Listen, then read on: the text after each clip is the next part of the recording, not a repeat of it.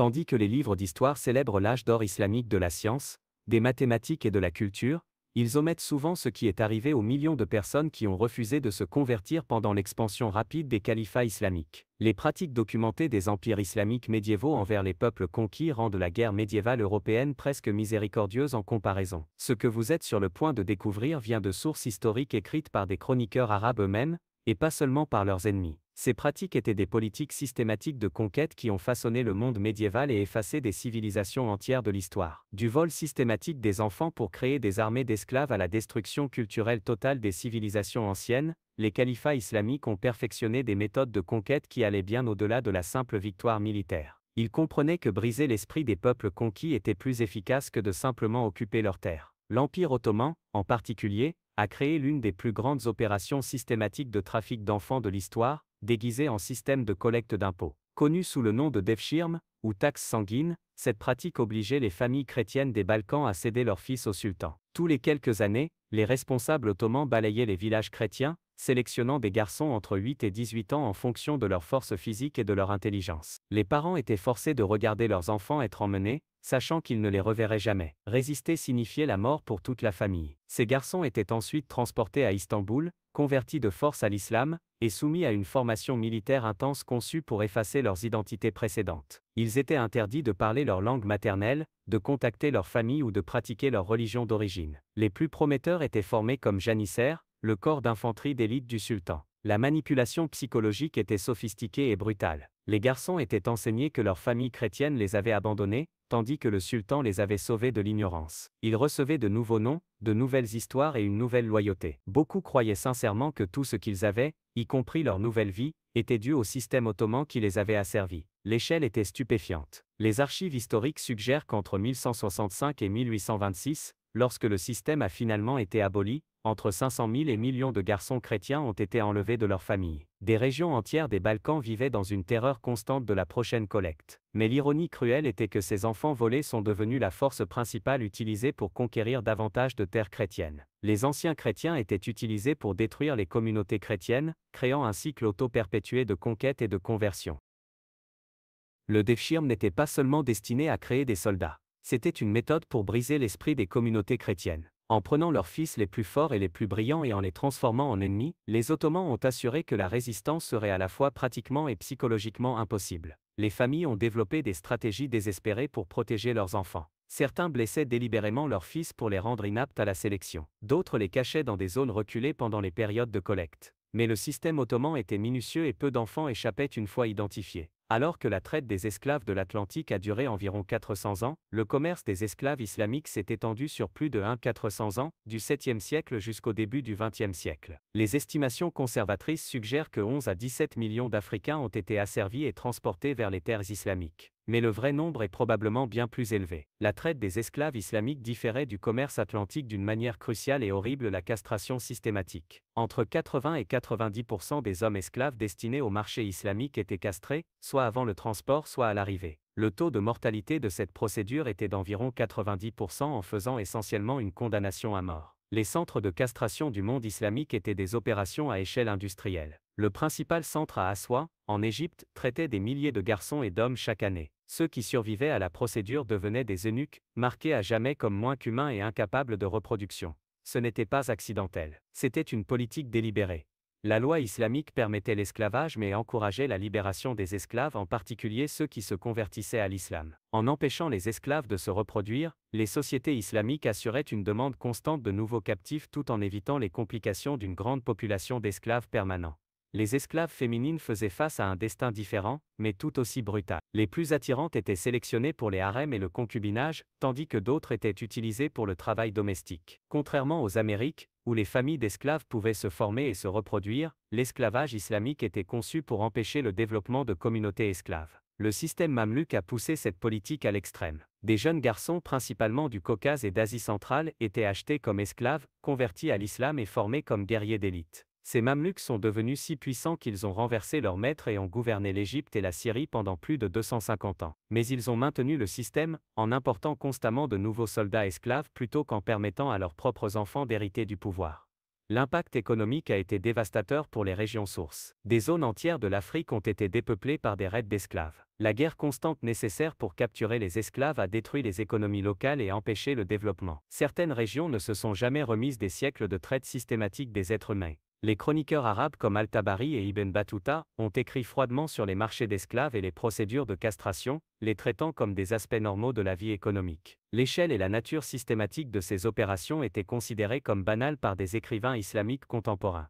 L'impact psychologique sur les familles et les communautés a été immense. Les califats islamiques ont développé des systèmes sophistiqués pour détruire les autres religions tout en maintenant une plausible dénégation des conversions forcées. Le système dhimmi a créé des cadres juridiques qui rendaient la non-conversion économiquement et socialement insoutenable. La jizya, ou la taxe polluante sur les non-musulmans, a été délibérément fixée à des niveaux qui mettaient la plupart des familles en faillite. Dans de nombreuses régions, cette taxe équivalait à plusieurs mois de revenus, rendant son paiement impossible pour tous sauf les plus riches. Le processus de collecte a été conçu pour être humiliant. Alors que les livres d'histoire célèbrent l'âge d'or islamique de la science, des mathématiques et de la culture, ils ne mentionnent que rarement ce qui est arrivé à ceux qui ont refusé de se convertir lors de l'expansion rapide des califats islamiques. Les pratiques documentées des empires islamiques médiévaux envers les peuples conquis rendent la guerre médiévale européenne presque miséricordieuse en comparaison. Ce que vous êtes sur le point de découvrir provient de sources historiques écrites par des chroniqueurs arabes eux-mêmes, pas seulement par leurs ennemis. Ces pratiques étaient des politiques systématiques de conquête qui ont façonné le monde médiéval et effacé des civilisations entières de l'histoire. Du vol systématique des enfants pour créer des armées d'esclaves à la destruction culturelle complète des civilisations antiques, les califats islamiques ont perfectionné des méthodes de conquête bien au-delà de la simple victoire militaire. Ils comprenaient que briser l'esprit des peuples conquis était plus efficace que simplement occuper leurs terres.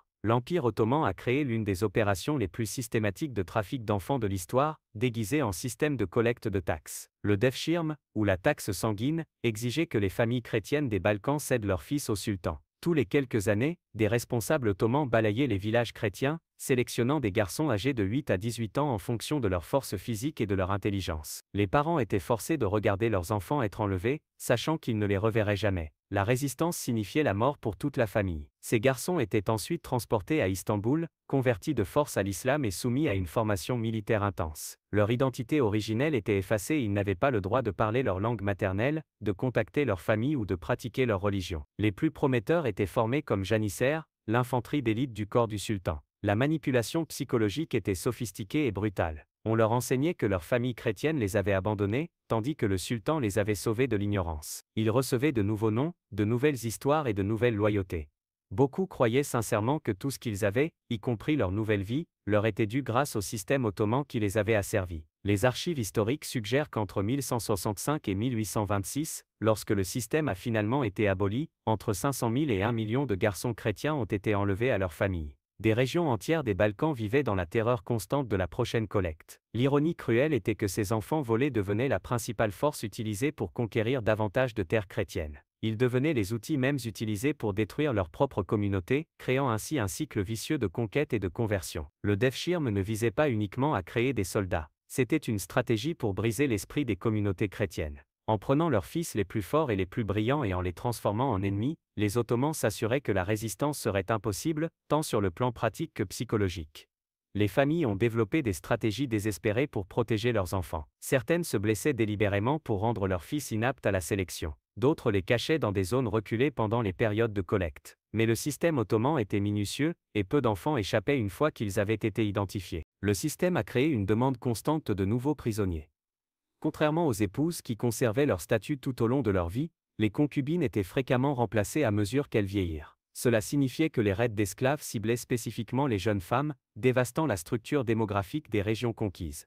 L'échelle de l'esclavage sexuel était énorme. L'Empire ottoman est estimé avoir asservi entre 1 et 1,5 million de femmes pour des fins sexuelles entre les XIVe et XIXe siècles. Ces femmes venaient des Balkans, du Caucase, de l'Afrique et de l'Asie centrale, représentant des dizaines de cultures et d'ethnies différentes. La loi islamique fournissait une justification religieuse pour ces pratiques. Les versets coraniques sur ce que votre main droite possède ont été interprétés comme permettant un accès sexuel illimité aux esclaves femmes. Les érudits religieux ont créé des cadres juridiques qui régulaient l'achat, la vente et l'utilisation des esclaves sexuels, tout en maintenant que le système était divinement sanctionné. l'impact sur les communautés conquises était profond. La suppression systématique des jeunes femmes a perturbé la formation des familles et la transmission culturelle. Beaucoup de communautés ne se sont jamais remises des dommages démographiques causés par des siècles d'esclavage sexuel. Les califats islamiques ont perfectionné la guerre économique comme un outil de conquête et de contrôle. Le but n'était pas seulement d'extraire la richesse des peuples conquis, mais de détruire systématiquement leur capacité économique et de créer une dépendance envers les dirigeants islamiques. Le khomz ou l'impôt foncier imposé sur les territoires conquis était délibérément fixé à des niveaux confiscatoires. Dans de nombreuses régions, la taxe absorbait de 50 à 80% de la production agricole, laissant les agriculteurs à peine de quoi survivre. Lorsque les agriculteurs ne pouvaient pas payer, leurs terres étaient confisquées et données aux colons musulmans ou converties en dotations religieuses waqf. La conquête de la Perse par les Omeyyades fournit un exemple clair de destruction économique systématique. Les systèmes d'irrigation sophistiqués de la région sissanienne, qui avaient soutenu l'agriculture perse pendant des siècles, ont été délibérément détruits ou laissés se décomposer. Ce n'était pas de la négligence accidentelle. C'était une politique calculée, conçue pour empêcher la reprise économique et forcer la dépendance envers les dirigeants arabes.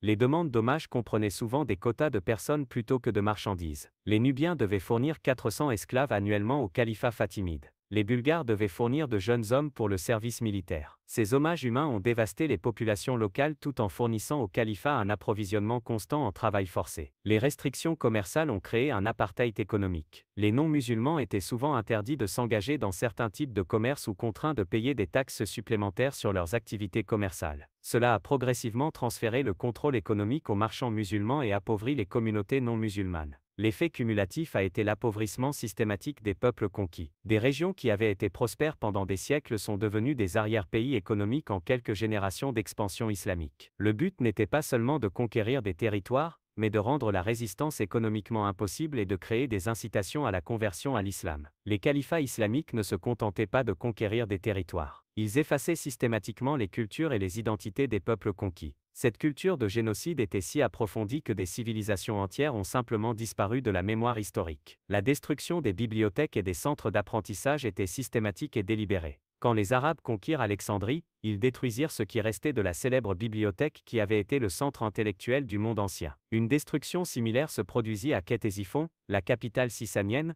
où les bibliothèques royales persanes contenant des siècles de connaissances accumulées furent brûlées. La suppression de la langue était un outil clé de la destruction culturelle. L'arabe fut imposé comme la langue d'administration, d'éducation et de religion dans tous les territoires. Les langues locales furent progressivement marginalisées et finalement oubliées. Le copte, la dernière forme de l'égyptien ancien, survécut uniquement dans les contextes religieux avant de disparaître entièrement de l'usage quotidien. Le changement de nom des villes, régions et caractéristiques géographiques faisait partie d'un effort systématique pour effacer l'histoire pré-islamique. Des noms anciens, porteurs de milliers d'années d'histoire, furent remplacés par des alternatives arabes. Ce n'était pas simplement une commodité administrative, c'était un effacement historique délibéré. Les festivals religieux et les pratiques culturelles furent systématiquement supprimés. La célébration du Nouvel An persan, Nowruz, fut interdite dans de nombreuses régions. Les festivals hindous furent prohibés dans les territoires conquis en Inde. Les coutumes locales qui avaient défini les communautés pendant des siècles furent déclarées non islamiques et éliminées. La destruction des monuments et du patrimoine architectural fut également systématique. Les temples pré-islamiques, les palais et les monuments furent démolis ou convertis en mosquées. Le message était clair, le passé était sans valeur et seule la culture islamique avait de la valeur. Les systèmes éducatifs furent complètement restructurés.